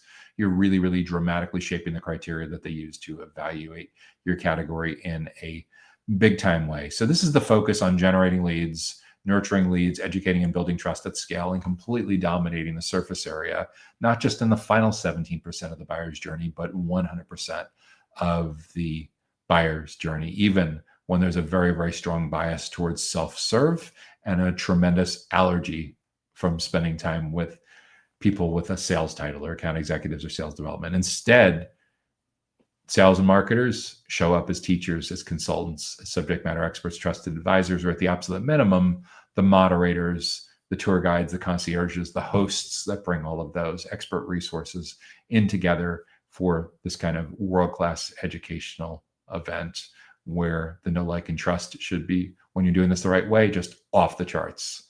Educate and build trust early and often. So that's what I'd be thinking about for how a data center EPC, engineering, procurement, and construction firm can efficiently generate leads. If you're getting good value so far from this week's Data Center Go-to-Market Sales and Marketing Q&A show, be sure to hit the like button. And if you have the opportunity to review and rate us on the platform that you're watching, we would love that as well. So what is up next?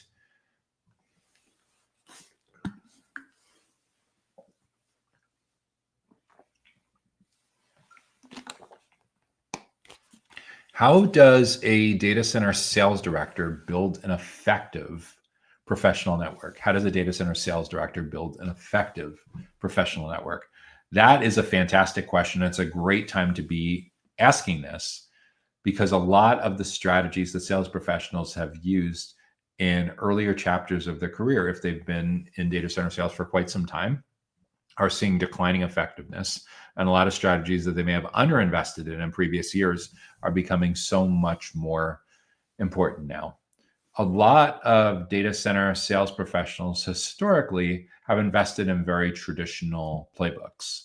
They've convinced their employers to host a lot of parties, like poolside cabana parties at conferences, sponsoring golf tournaments, taking groups of prospects, groups of clients, groups of channel partners to sporting events like soccer, football, tennis, hockey, baseball, and corporate suites, lots of whining and dining, lots of entertaining.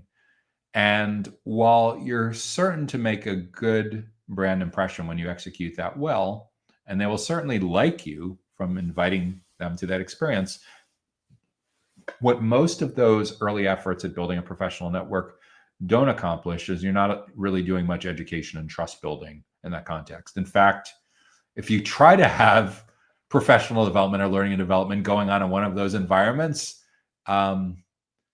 it's not going to be a very fun experience for the people that you invited that thought that they were being wined and dined and schmoozed and they were legitimately getting invited to a baseball game or a concert or a golf tournament or something like that. They don't want you to hand them a workbook and bring out 150 slides and start teaching them about methodologies. So the challenge with this is in a world where it's getting increasingly difficult to get surface area, to get FaceTime, not like Apple FaceTime, but like face-to-face time with prospects and clients.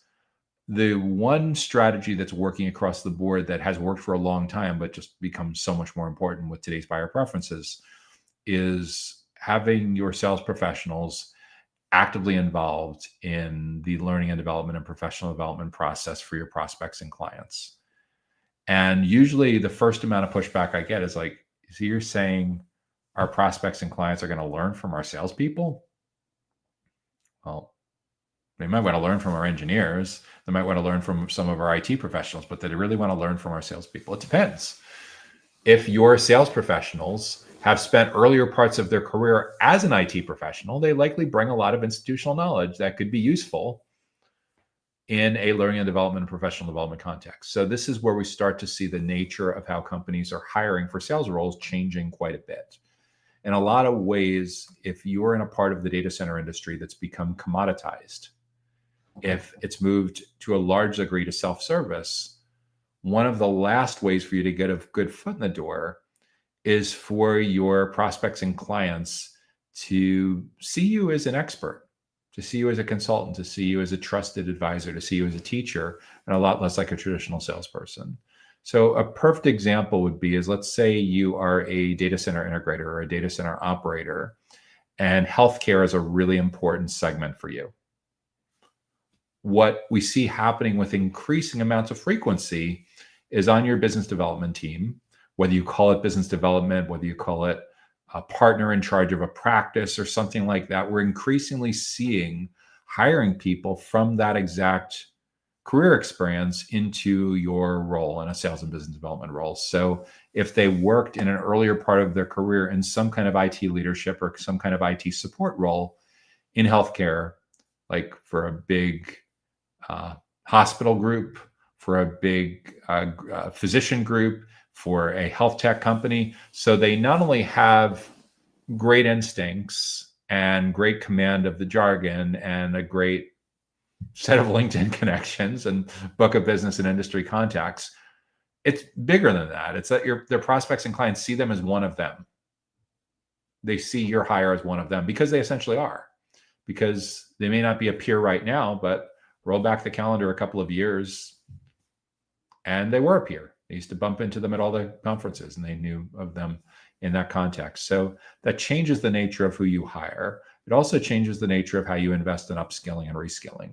With a lot of companies that sell digital infrastructure, a lot of data center operators, we're seeing increasingly sales professionals investing in at least entry-level certifications, training and certifications that put them on par at least with an entry-level or mid-level hire at the clients that they're calling on, because they're expected to operate at a completely different level. Remember, a lot of IT professionals and engineers and other technical buyers are very sales skeptical, very sales cynical, or they're highly educated. And the more highly educated they are, the more sales allergic they are. So what's cutting through the noise is experts.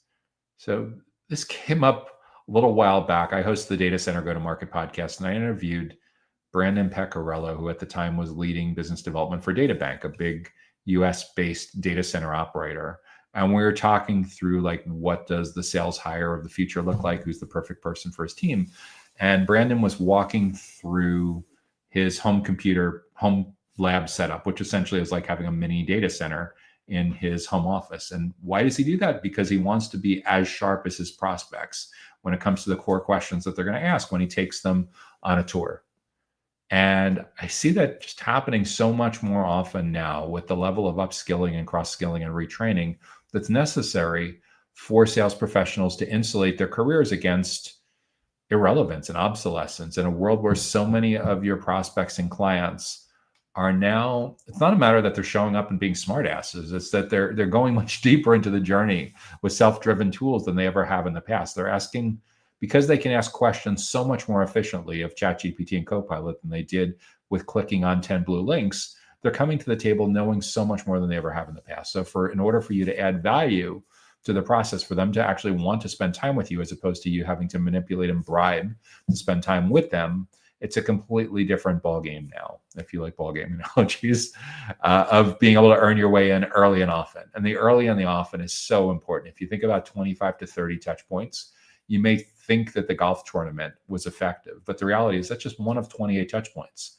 What are you going to do to prevent your competitor from wandering in for the other 27 touch points, or a significant part of that touch point? Now, you don't have to be in there for 100% of the time, but what I really like to encourage sales directors to be thinking about is, on a very regular basis, how can we, especially in strategic accounts, get multiple stakeholders from that same company coming to learn from your experts?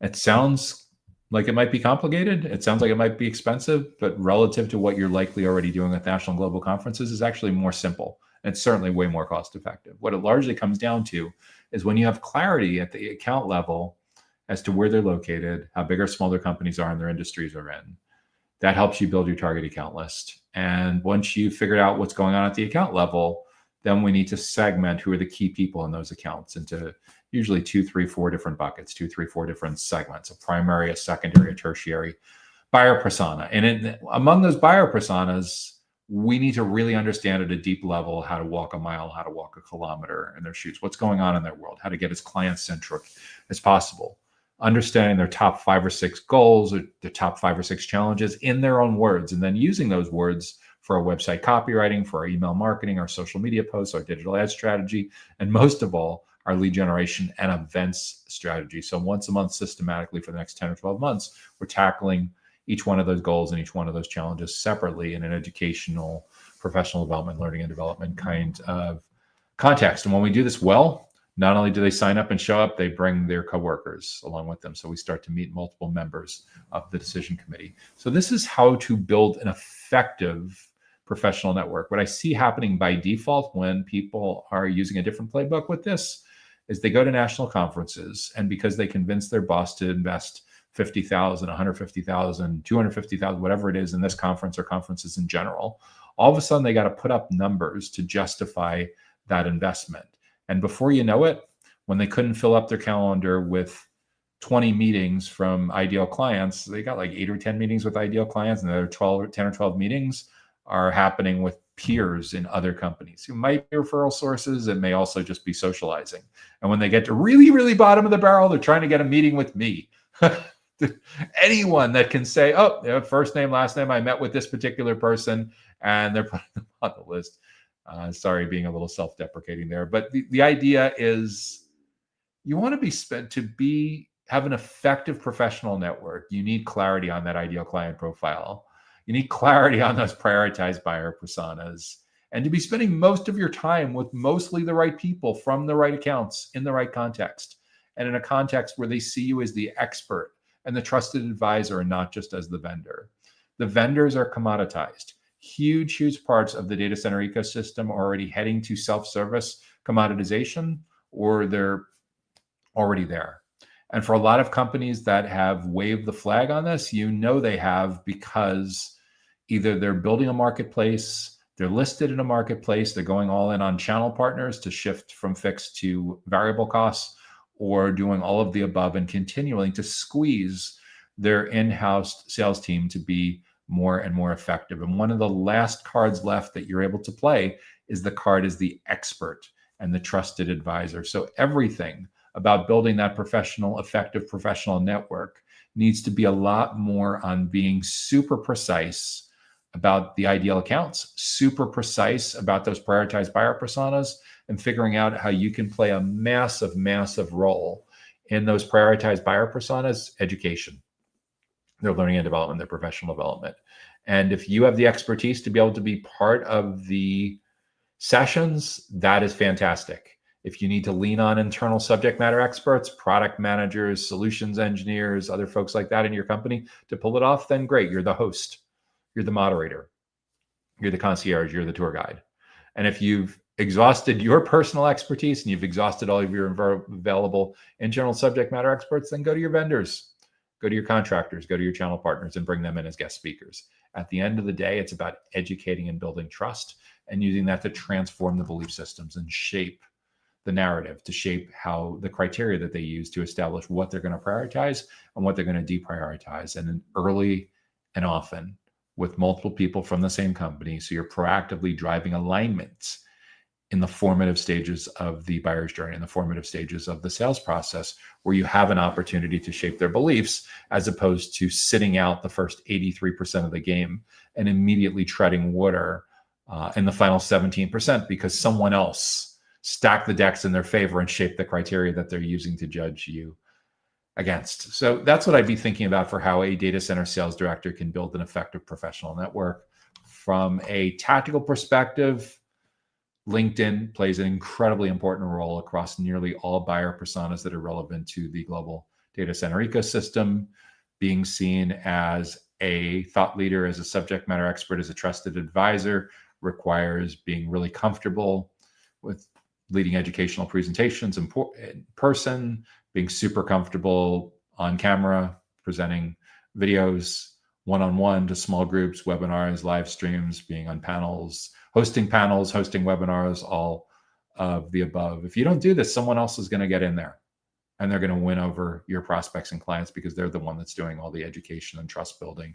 So that's a huge, huge part of building an effective professional network as a data center professional in today's hyper-competitive, always-on global data center marketplace. And that brings us to our final question for this week's Data Center Go-to-Market Sales and Marketing Q&A show. What do we got?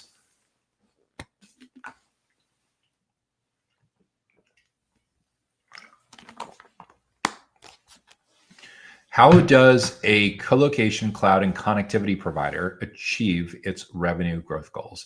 How does a colocation cloud and connectivity provider achieve its revenue growth goals? That is a fantastic question. And the first place we need to start is whenever we get a question where someone's asking about 3 different lines of business that could potentially be sold to the exact same clients or could be sold to different clients, we need to figure that out. A lot of times, data center operator businesses have grown over the years through mergers and acquisitions, M&A. And in some cases, the M&A was really well thought out and there's been fantastic integration. And as a result, it's now a very homogeneous client list. The clients are all largely very, very similar. And it's very straightforward to cross-sell colocation, cloud, and connectivity to the exact same clients.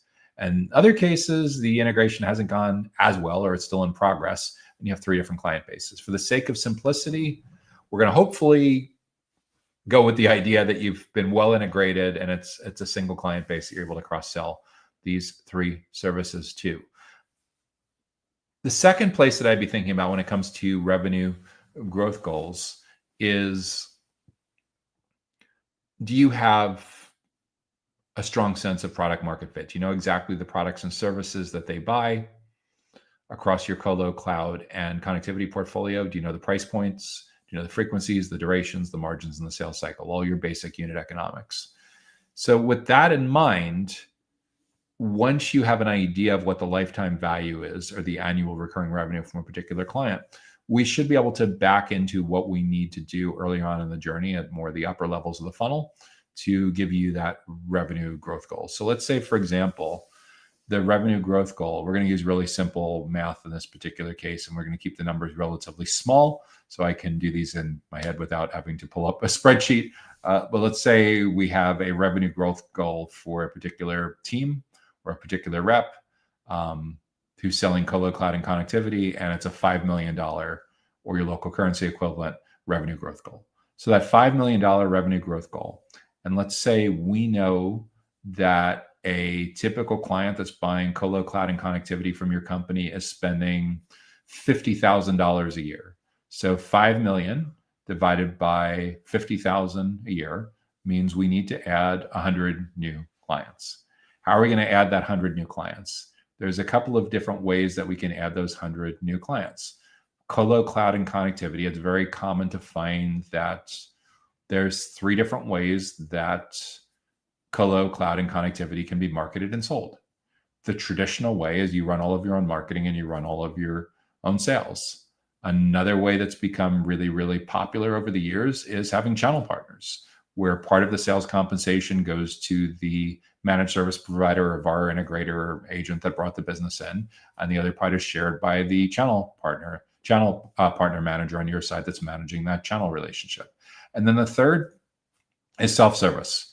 And in some cases, they're buying directly from your site. In other cases, they're buying from a marketplace. And increasingly, we're going to see more and more companies, especially on low-end entry-level commoditized parts of colo, cloud, and connectivity, going self-service. Not a big surprise that a lot of the big public cloud companies for 10 years at this point, and some of the connectivity companies at this point, are already moving very aggressively in the direction of having their own marketplaces and listing their offerings available for sale on other people's marketplaces. So we have direct, we have indirect, and then we have marketplaces. So the question is, with those 100 clients, what's your split going to be? Is this a split that's being decided by your CEO, by your board?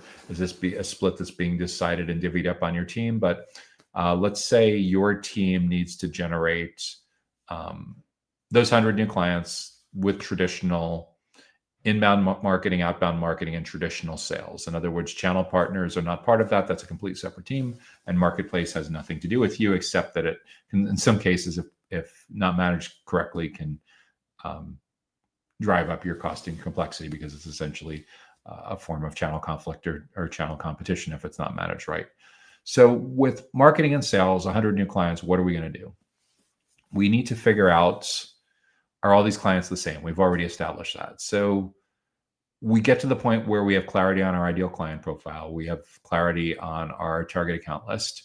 And the next thing we need to do is segment that target account list, so we understand if there's different types of people that we're going to want to educate and build trust around colo, cloud, and connectivity. So we'd have a primary buyer persona, a secondary buyer persona, a tertiary buyer persona.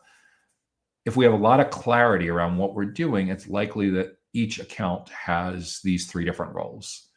There's an IT infrastructure person, there's an operations person, there's a cybersecurity person, whatever it is. There's a channel partners being handled completely separately. So let's say there's an operations, there's a cyber person, there's an infrastructure person, or something like that. So among these 3 segments, we need to figure out, when it comes to how these stakeholders and these companies look at your category, look at colo, cloud, and connectivity, what are their 5 or 6 big goals that they're working on that are directly or indirectly related to colo and cloud and connectivity? And what are the 5 or 6 things that are driving them nuts, their biggest challenges for each of these segments? So we know the answers for infrastructure, we know the answer for cybersecurity, we know the answer for operations, or again, however you're segmenting this up. And then within each of these segments, we want to have a unique website page and a unique lead generation offer, and perhaps a separate email newsletter, and for sure a different event strategy for each one of these segments, so we can really, really resonate.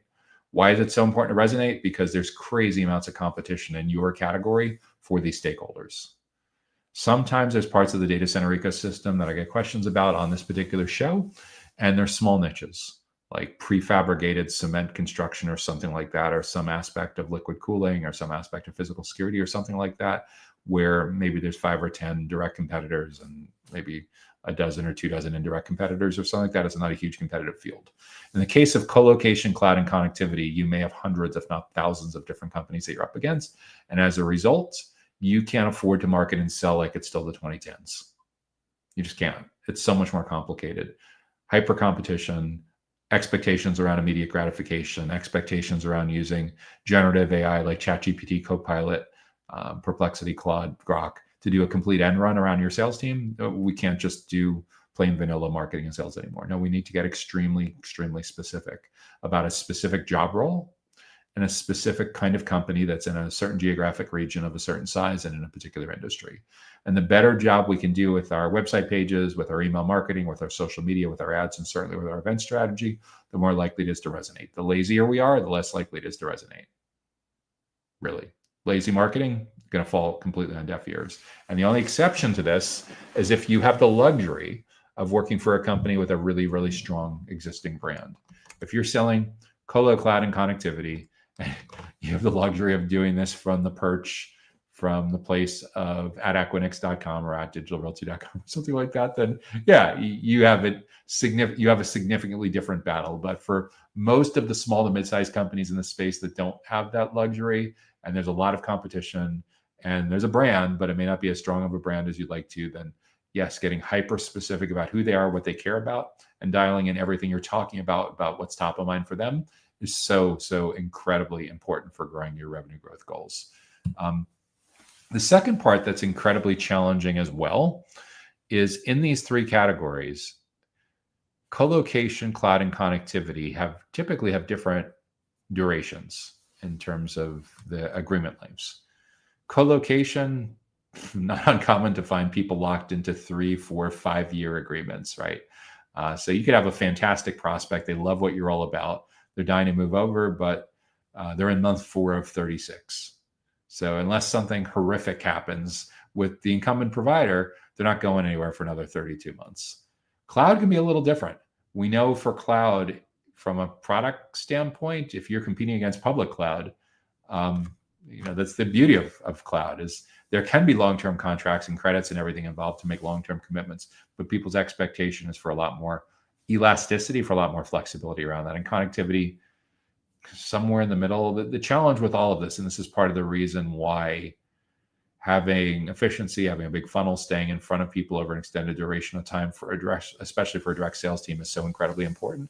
This is part of the reason why there's so much pressure among boards and CFOs and CEOs in a lot of cases to find marketplaces and channel partnerships so appealing is they are not paying for your base.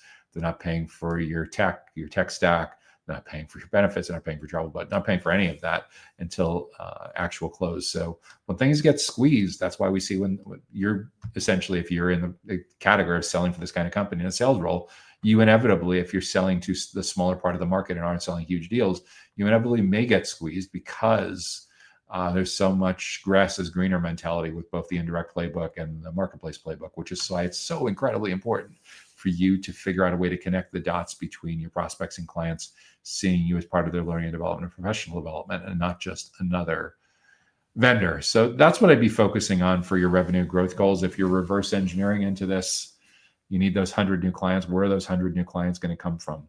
You look at your historical close rate. Let's say you're closing 25%, so you need 400 qualified opportunities. To get 400 qualified opportunities, how many qualified leads do we need? I don't know, maybe it's 5 to 1, maybe it's 10 to 1. Whatever it is, it's a big number. It might be 1,600 leads, 1,800 conference attendees, breakfast seminar attendees, webinar attendees, or something like that. And this starts to give you an appreciation for the kind of volume that you actually need in the top and middle of the parts of your funnel, and the early and middle stages of their journey, to be able to get to the point that you have 400 sales opportunities to close 100 deals over the next 12 months. So what's it going to take for you to get 1,600, 1,800, 2,000 people to attend your events over the next 12 months? Well, chances are if you have a small classroom or conference room, you're going to be doing a lot of events to be able to fill that up. You're probably going to supplement it with webinars, and almost certainly you're going to need some cold outbound and some ads to be able to supplement that as well, which argues for, if you don't have strong enough unit economics, a lot of this is dead before it actually even starts. So that's the question as well. We're talking about, however, $50,000 clients, which are, it's a considered purchase. It's not a huge like enterprise kind of sale. It's not a 7 or 8 figure kind of sale, but it's significant enough that at a $50K purchase for like a colocation, cloud, and connectivity operator, you can afford to do more than just inside sales. But you're probably not doing extensive travel. But more than likely, you're going to want to come into your facility at some point anyway. So all of this strongly argues for figuring out how to be in the professional development and learning and development business as a core part of your sales strategy, so that multiple stakeholders from these target accounts, from these core accounts, want to spend a lot of time with you and your subject matter expert week after week, month after month in a professional development, learning and development kinds of context. In a lot of ways, it should look a lot like you're in the media and events business, because going forward, that's largely what a lot of the companies you compete against are moving in the direction of. A lot of companies have been doing this for a long time already. A lot of data center operators going back 10 plus years have been investing heavily in webinars and video content and thought leadership and all of that. If it's new to you, don't act as if nobody else is doing this. Again, you're in a very crowded category. Co-location, cloud, and connectivity. You may have hundreds, if not thousands, of potential companies that you're competing against, probably at least dozens, if not hundreds. And in that kind of crowded environment, we need to get really, really specific about how we help throughout the full journey. If you're only focused on that last 17%, expect to be squeezed by marketplaces and channel partners. We need you in early and often, so you have significant surface area and as many of those 25 to 30 touch points as possible. 100% of the buyer's journey coverage, not just phoning it in or being asleep at the wheel for the first 83% of the game. So that's what I would be focusing on for how a co-location, cloud, and connectivity provider can achieve its revenue growth goals. That's the final question that we'll be addressing in this week's Data Center Go-to-Market Sales and Marketing Q&A show. If you've enjoyed this week's show, be sure to hit the like button on whatever platform that you're watching. And if you're listening and you have the opportunity to rate and review this episode, we would love that as well. If you have an idea for a question or a topic or a challenge that you'd like to see us address in an upcoming show, be sure to leave that in the comments on whatever platform that you're watching, and we will add that to the consideration queue for an upcoming episode. If you want to make sure that you get notified and invited to upcoming educational events and resources just like this, be sure to subscribe to the Data Center Sales and Marketing newsletter that comes directly to your email inbox on Sundays. You can subscribe for free directly on our website at www.dcsmi.com. I'm Joshua Feinberg, founder of the Data Center Sales and Marketing Institute and host of the Data Center Go-to-Market podcast. If you and I are not currently connected on LinkedIn and you would like to be, make sure to mention in the note that you send along with the invite that you watch and that you're a fan of Data Center Go-to-Market Sales and Marketing Q&A, and I'd be happy to be connected with you. And speaking of the podcast, if you or someone from your team would make a great guest to interview on a upcoming episode of the Data Center Go-to-Market podcast, feel free to message me on LinkedIn as well. That's as great a place as any. We're so glad that you were able to join us for this week's Data Center Go-to-Market Sales and Marketing Q&A show. We wish you great success in growing your impact, your team's impact, and your company's impact in this tremendous period of growth in all things data centers, critical facilities, and digital infrastructure. Look forward to seeing you back again next week. Take care now. Data Center Go-to-Market Sales and Marketing Q&A is sponsored by DCSMI, elevating the role of sales marketing and go-to-market GTM professionals in the growth of the data center industry. To stay informed about upcoming episodes, subscribe to the Data Center Sales and Marketing newsletter on the DCSMI website at www.dcsmi.com. Again, that's www.dcsmi.com.